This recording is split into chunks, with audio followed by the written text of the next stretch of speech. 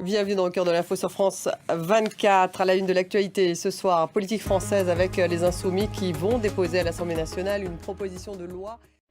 Et on démarre avec de la politique française. Emmanuel Macron qui a évoqué une trêve politique pendant les JO. Le président français qui devrait l'évoquer d'ailleurs ce soir lors de sa toute première interview depuis les législatives. Sa prise de parole aura lieu chez nos confrères de France Télévisions et de Radio France. Emmanuel Macron qui appuiera la candidature de la France pour les JO d'hiver 2030 demain devant le CIO.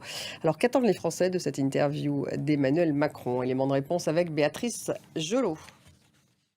Et on en parle avec Flore Simon, notre chroniqueuse politique. Bonjour Flore. Donc la première prise de parole du président français ce soir, donc depuis l'annonce de la dissolution, il va parler Jeux Olympiques et il va parler aussi de cette fameuse trêve politique. Oui, voilà, une interview en deux parties. Donc une partie en effet sur les Jeux Olympiques et une partie sur la situation politique. Merci Flore. Actualité au Proche-Orient avec à Gaza un nouveau bilan qui est de plus de 39 000 morts. Et le Hamas qui a annoncé avoir signé à Pékin un accord d'unité nationale avec d'autres organisations palestiniennes, dont le Fatah, un texte qui, selon la Chine, prévoit une gouvernance commune après la guerre à Gaza.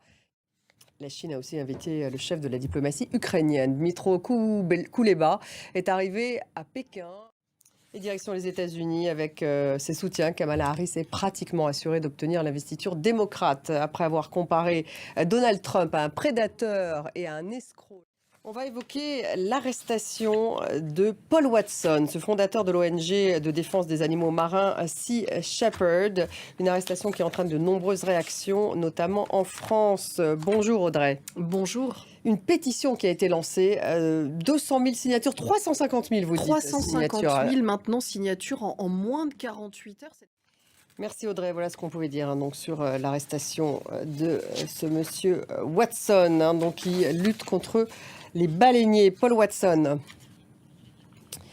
C'était en France, c'est la dernière ligne pour le relais de la flamme olympique. Le maire de Saint-Denis a annoncé que le rappeur américain Snoop Dogg va figurer parmi les porteurs de la flamme. Ça sera vendredi pour l'ultime journée de relais en Seine-Saint-Denis.